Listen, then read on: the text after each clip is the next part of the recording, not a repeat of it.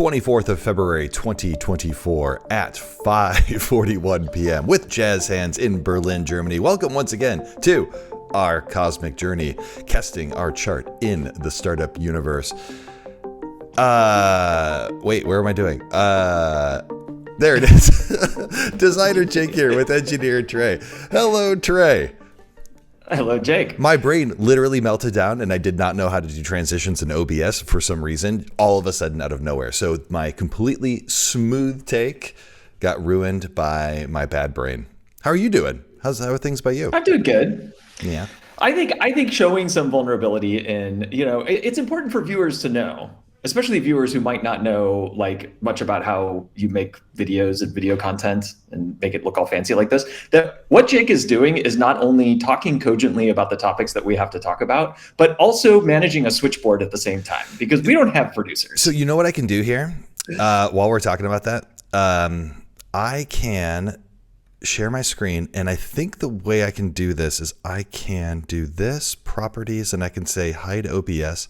So what you're seeing here, this is literally what I'm dealing with right now. So I've got this switchboard here, and I'm looking at the monitors, the audio mixer down here. I'm looking at what we're previewing next, which is like, this is what you're seeing now. It's very meta to me right now. This is what we're going to see next. And I'm looking at, and I'm hitting these buttons down here. I'm doing God's work down here. That's what I got to say. Yeah, it's amazing. The first couple of times it was like we were a little bit bumpy because the timing was like a little bit weird and stuff, and we weren't quite used to it yet. Yeah. But I feel like you've gotten into the flow of it. I mean, minus your horrible intro. Minus my horrible intro where my brain shut down. The only thing that I think that I'm not in the flow for right now is the audio portion of all of this, because for some reason, if I switch to certain scenes, the audio gets messed up and unbalanced. And I have tried everything. Dear viewer, I have tried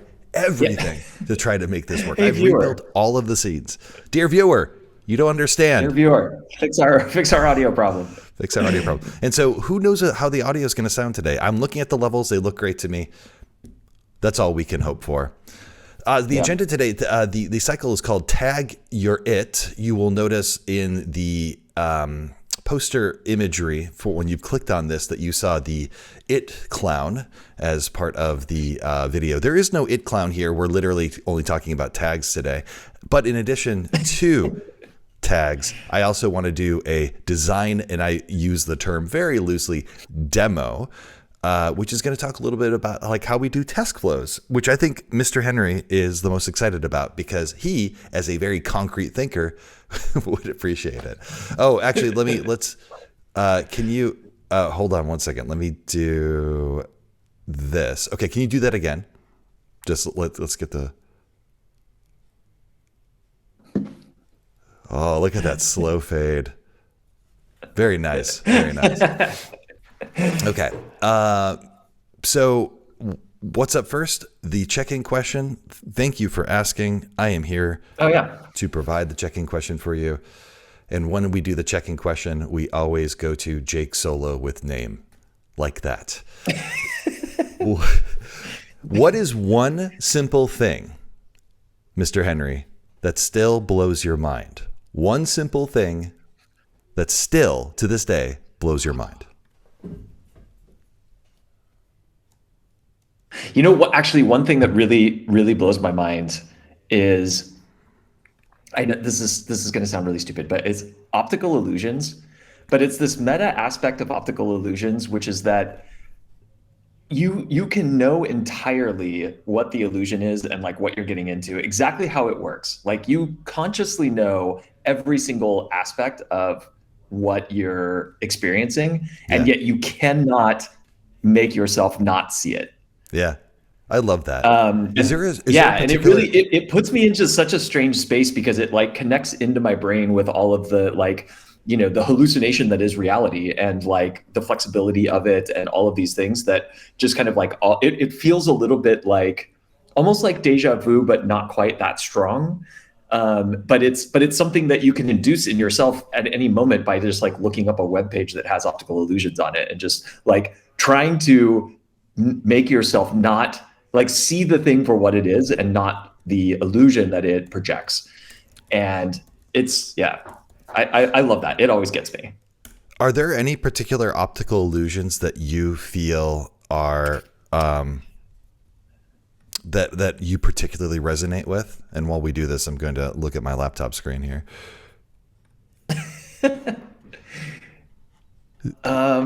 You said optical illusions. You're not talking necessarily about like, well, actually, just any kind of like. There's one where it's like a spinning.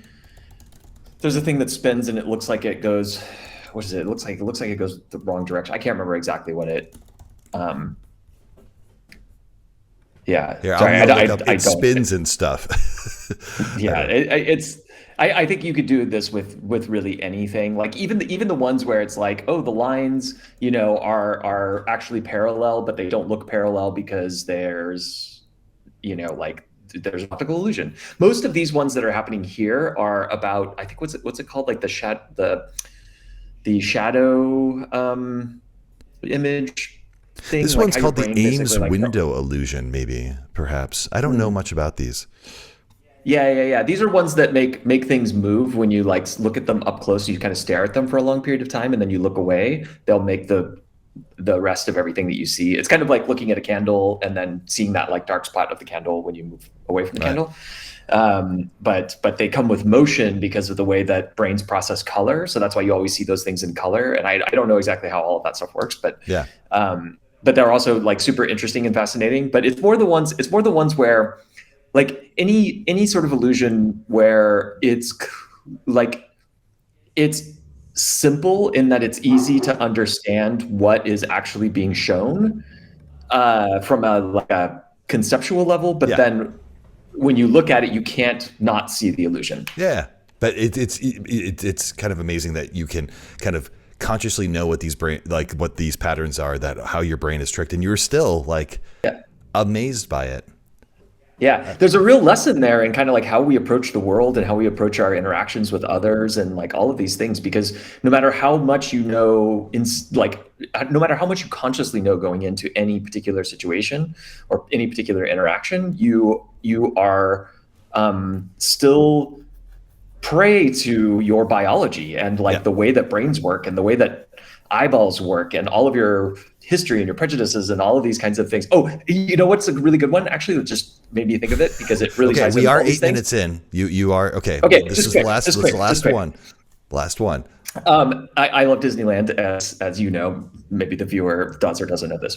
I think they know. But Yes. yeah. But I don't know if it's still true, but it used to be, I think at the kind of the end of the Haunted Mansion, they would have these, there's these faces that are along the wall and they follow you, like they look at you. And I think a lot of people have seen this illusion where like there's like a face or something. And as you move around, it looks like the face is like always turning towards you and looking at you.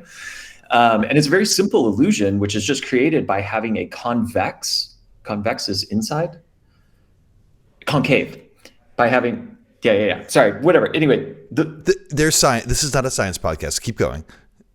yeah. So the way that instead of the face projecting out like a face normally does, it's actually carved in. So when Okay. you look at it like really up close, it's actually a carved in face. But your brain is so wired, like our brains are so wired to people's faces and how faces work, that it can't see the face as being carved out. It can only see the face as projecting. And so it takes the movement of the inside face and projects it out, which is why it looks like it's following you. And it's incredible. And no matter how much you know that this is true about like how we process faces and that faces always have to look like they are coming out and not going in, it still works. Like those faces follow you every time. Nice. I love that. I'm going to go much more simple and not going to talk kind of in detail about Sorry. it. But no, it's okay. It is a read, but it's okay. But for me, I think it is the simple act that there are certain crows that will catch peanuts in the air if you throw them. Throw It's amazing. them the peanut. And it gets me. It's only happened a handful of times, but every time it still gets me. And I'm like, oh my God, the crow caught a peanut. Yes, I'm the old guy that's walking around. Yes, I'm going to the park that with peanuts, and yes, I'm throwing them to crows. And those crows that can catch peanuts in the air or like on the sometimes they'll catch it on the bounce. I am delighted by it. It is a simple thing that thrills me every single time. I will say that from my perspective as well, the crows delight in it as well. Yes. Like they really try. Like they've had them bounce off their backs. They've bounced them off their chests. They've done it with their wings. Yeah. We should also, did we point out before that? Exactly. Deflect it with the wings so it could go down so it could get it. It was pretty, the crows are smart. Crows are good. They're not only smart, but I think they really enjoy, like other people come and like throw them like shelled peanuts in just big piles.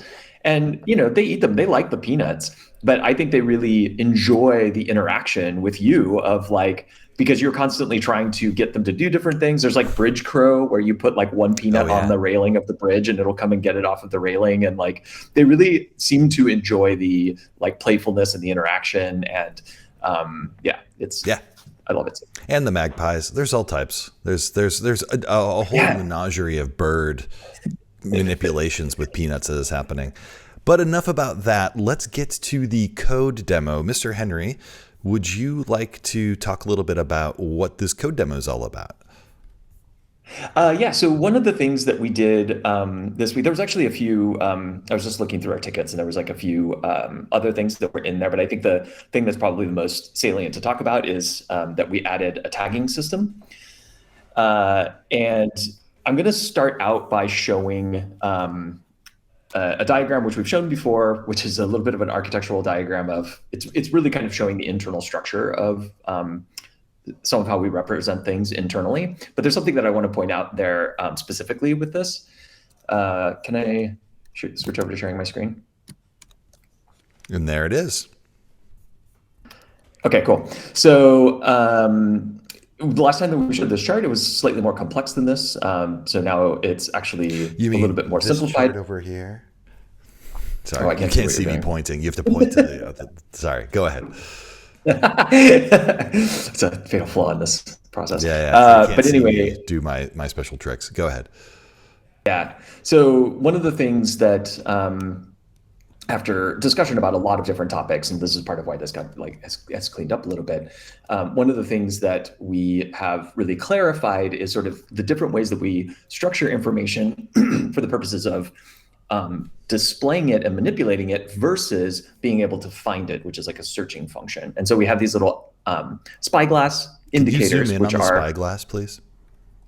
It's just like a little sticker thing. I know, but it's here. Let me just be very clear with you. And yes, I did say let me be very clear. Right, because you're going to edit it big. Because I have to look. If you could just not have me edit lots of stuff where I have to zoom in, I would really appreciate it. Thank you very much. There. Okay, that looks great. So sometimes when you point something out, if you could zoom in on it, I would just appreciate it. There you go. Okay, I'll try to do that. The command prompt that's coming up too, we can. That's fine. We'll just make it a little bit bigger. All good. Yeah. So so these are basically indicating things that you search on, and this is why the tagging system exists, because there is often in complex systems like ours, there might be many different unstructured ways to represent things as having aspects which are not known ahead of time. Like not necessarily like a property where you can say like something is something else or something has this particular property. It might have properties that you can't anticipate out of the gate. And so this is why like something like tagging is really important. And today, I'm just zooming out here a little bit. Today, we have tags for events and we have tags for natives. And I'm going to demonstrate the tags for natives here in a second. But there is one thing that I wanted to point out here before we go too much further, which I think, honey, actually it's probably best for you to explain what this interestingly named is difficult field is on our tags. Yeah, so let me go to 2 up because we don't need to watch it anymore. So the idea here in tagging is that, like Trey said, this is a different kind of category scheme in order for people to be kind of classified and identified in different types of ways. So you could imagine coming to Cosmic and saying, I would like to find all of the prominent people who have their sun in Leo. I would like to find all of the prominent people that have their sun in Leo and their ascendant in Virgo.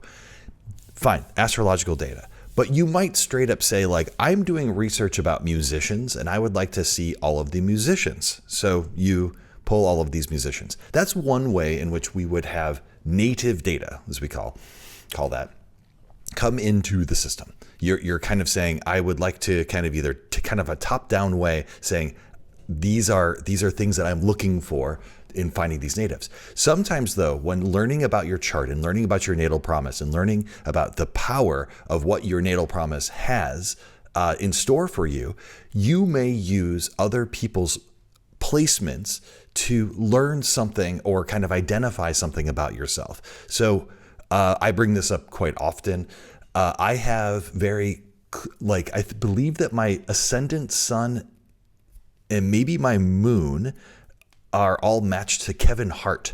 And I take there's a lot about Kevin Hart that I really respect, that I'm very attracted to in that. And when I see this about myself, then, I can kind of say, okay, I can see things in my chart and I can look at Kevin Hart's kind of public persona and see things about him and make those identifications. However, not every single person has, I would say, necessarily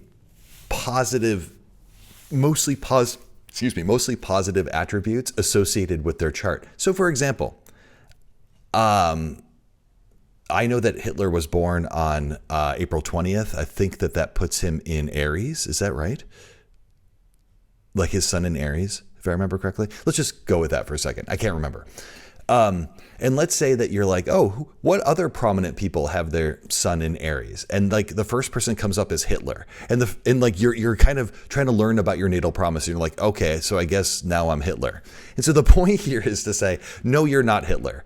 And what we would say is like, this is a problematic personality. And so we don't immediately bring up to you the problematic personalities when thinking about how you could personally identify with other people in their similar natal promise or parts of their natal promise that are similar in order to learn something more about your chart. Was that a fair description kind of? Yeah, totally. And I think when it comes to like, because it's not just, you're talking also about sort of like getting matched up with somebody based on like similar placements and things like that. Mm-hmm. And what those placements might mean. Like, there are very prominent people like infamous people like Jeffrey Dahmer, who have some placements that are very like that signify like a lot of strength. Strength of the personality coming through, like a very dominantly placed sun, or like sun in Leo maybe, or something like this. I don't know the details of the chart, but there are, often you will see these markers of famousness in a chart of somebody who is infamous because that's how this works. Right. So we want to make it clear that like, while there are parts of this that you might identify with, and that are probably useful for delineation, we also need to acknowledge that like some of these people, events, things like that might be problematic. Yeah. Or like might be difficult. Correct. So if you're asking for, give me a list of all directors or director producers, we'll show you a big list that might include Roman Polanski and Mel Gibson. However, if you start saying, I wonder what other, like while kind of looking at your chart, I wonder who has placements like I do. We probably will not show you people like Roman Polanski because of his past, or Mel Gibson, the anti-Semite thing, because what we don't want to do is make you like incorrectly believe that you share personality with these people and that you are the totality of that person. And so it's just best to say, like, for those people that have tags that are problematic, we won't show them as part of like understanding and identifying with your natal promise. Exactly. Yeah. And everybody is complicated too, because not everybody, I think, who's the horror author that I'm thinking of? Stephen King. No, older. He was a you're talking horrible, about horrible the racist. Cthulhu dude. Yeah. Why am I blanking on the freaking name? This is horrible. Lovecraft. Yes, Jeez. H.P. Lovecraft. H.P. I was just about Lovecraft. to look it up. God, I don't know why that was having such a hard time getting in my head. I'm having a very low recall day. Anyway, H.P. Lovecraft, was very like he wrote these horrible racist tirades, Horrible. and you can't even worse. Like you could say like for the time period that he was in, this maybe wasn't as rare as you would want it to be, but that doesn't matter. Like he was still a notorious racist even for his own time period. Yeah. And so but he also was a really brilliant horror writer, and he could be both of those things. We all contain a multitude, and so in this way with the tagging, this is important because we can say he was an author, and that might be a tag that he has. And horrible racist might also be a tag that he has. Yeah, exactly. And we would do the same thing with like Roald Dahl, right? Roald Dahl was a terrible, terrible anti-Semite. And maybe that was in vogue for the time. But, sometimes history does not look kindly upon you. And we have to look upon, when we're taking inspiration from historical figures, we have to look at them in a modern context. And the idea that we can just kind of wash away and forgive all that stuff in terms of us then making kind of judgments or assessments about our modern selves, that we're not into that. We're not into that kind of like historical apologists kind of thing. Yeah. And it does become particularly also relevant and complex, even for living people, very prominent people in the current sort of cultural milieu where, they are perceived to be villainous by many people, but also perceived to be, very good and upstanding by others. We would call them polarizing. They are not problematic. Exactly. Polarizing is different. Polarizing is different. Yeah. Yes. So anyway, it's a complicated thing. Doesn't mean that we don't show them, but if they're problematic, they're not problematic. They are problematic, but they have a tag that clearly makes them problematic. Anti-Semite is problematic. Yeah, difficult, as we said. Yeah. Anyways, let's go to code. Let's talk about tags. Okay. So I'm gonna switch back over to my screen, and I'm gonna go right there with you. Can you amp that font up like 6 more? There, done. Love it. It's like super giganto. I know you need to have a theme that is like on camera. What am I doing? Like, no, what are you doing? Because you're a code demonstrator, right? This is your role now. Yeah. It's totally fine. Of course, it's fine. It's just very chunky. That was interesting. What? Stop. This isn't really okay. Well, while Trey does that, I'm gonna transition over to me. Trey's gonna fix something right now, and I'm just gonna. No, it's fine. Oh, are you okay? Yeah. Okay. Well, we're back. Are you showing me? Are you showing my screen? Or did Sorry, you I was just gonna go take a viewer question. Oh, yeah. We'll do the viewer question in a second. So now what we can do is we can say we have a new thing which is called get all by tag, and the underlying structure. So I'm going to do. So I always I mostly seed our development database with like data for Jake and I. Probably the production database will have this stuff as well, but it'll also have a lot more things in it. But this is just mostly for like demonstration purposes. So I have Jake and Trey in there, and we are both tagged with the tag astrologer. And so this is very like giganto Duplo mode. So actually here, let me do this. Let's do, I'm just going to get this into something slightly easier to, I can't type. Oops. Live demos, y'all. Yeah, this is the thing, right? So the way that we treat this video is just like we would treat like we were doing a demo for all hands, and this is exactly the amount of preparation that we would expect for our company. And so you get to see it in the power of video. The only thing is that you've got to fast forward. You've got a scrubber head down there, so use that scrubber head and move this video along, if you would like. I also put chapters in here. I do a lot for you, viewer. I don't know why you're yelling at me. Okay, there. Right. So so now I'm just showing. There's Joseph and Donald, which is weird because that's Jake and Trey. Yeah, exactly. But those are our Those first are our names. real names. Yeah. I could also do our, what is it, name alias? Something else. I can't remember what it's called. Doesn't matter. Yeah. But then what I can also do is I can say, so that's returning both of us, but I have the tag of engineer. And so maybe I have the tag of engineer? That's weird. Use designer, because I know I'd Did I have. misspell something maybe? Huh, weird. Anyway, so designer returns Jake. And what was this field called? Oh, known by name. I forgot. And you can see here that there's like a tags collection and that the tags contain an astrologer field and a designer field. And yeah, so basically this adds a tagging system. It will allow us to do a bunch of interesting things with tags to make it easier to find things and to connect things together. And yeah, tags.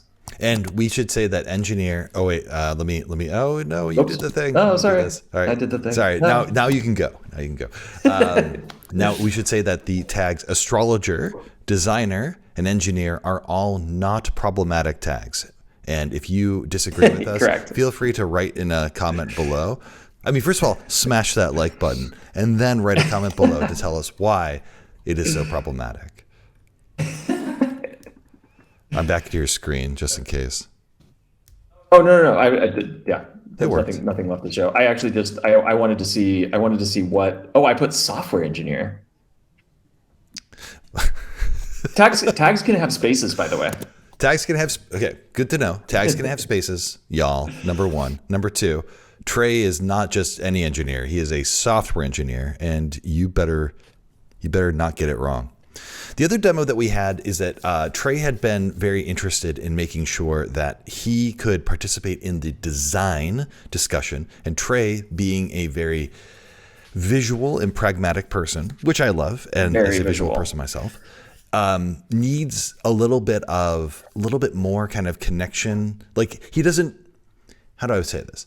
He doesn't do well with just kind of like talking through things, even though he doesn't have problems with it. But like if you're trying to talk through something visual, it's hard for him to get that visual kind of thing in his mind to have enough of a conversation. Is that a fair assessment of your visual skills?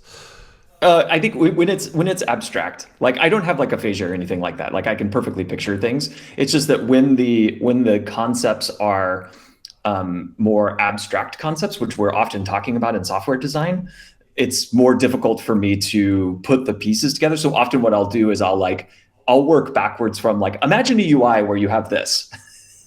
Right. Or like I'll re-explain something and like I'm imagining a UI that looks like this, even though that's not necessarily what we're going to do. It just helps my brain to concretize more vague concepts. Yeah.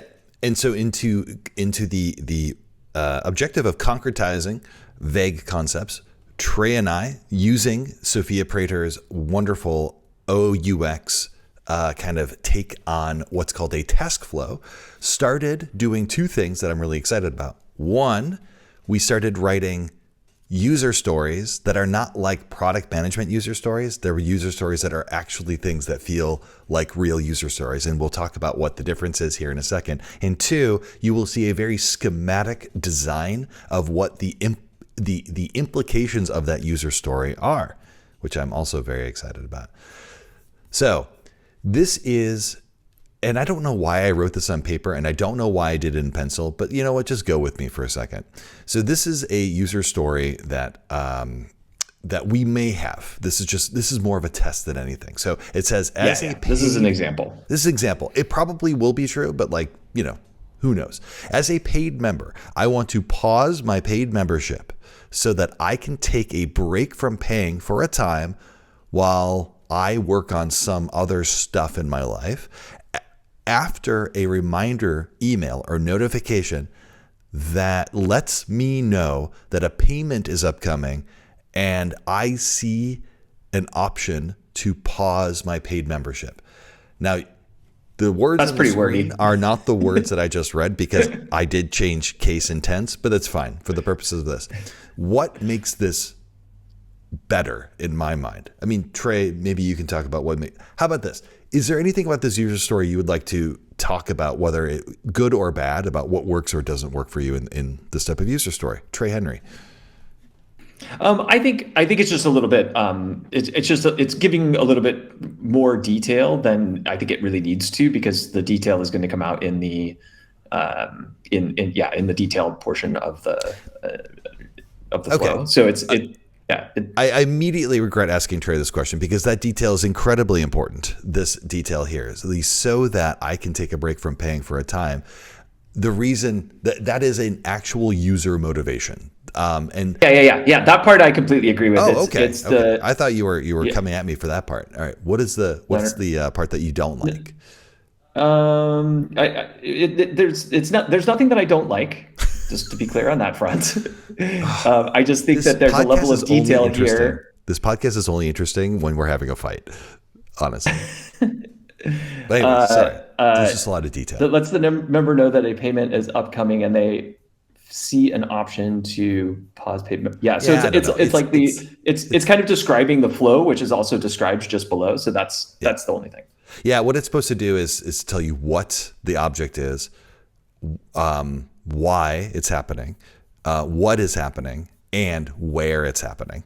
So that's very Sophia Prater. And then we go into this. So a paid member is subscribed, some time elapses, some 5 days before billing, we have, this is my take on a robot. Yes, it is not great.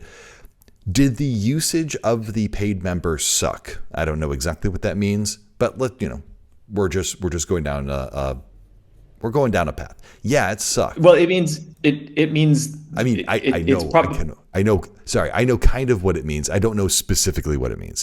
What it means is that somebody didn't log in for a time, nor did they cast a chart, nor did they interact with stuff like that. Yeah. That's important, I think, for the viewer. That's what we'd say. Usage sucked, something like that, but we don't know exactly what that means. Yeah, the usage sucked. So an email is crafted from Cosmic. You can take a break, and there is a pause button here to pause your membership, your paid membership. Go to the next line. They click that button. It opens up a UI that's essentially lands on a page that allows them to pause for a period of time or maybe more indefinitely. Let's say they choose 2 months. 2 months or so elapses, but we're about 5 days before billing. This is not Oban. This is Swift. What's his name again? The robot that sends the email. Swoosh sends emails, but Oban would tell. Oban is the timing mechanism. So Oban basically runs tasks at specific points in time, and then it would tell Swoosh to go send an email. Yeah.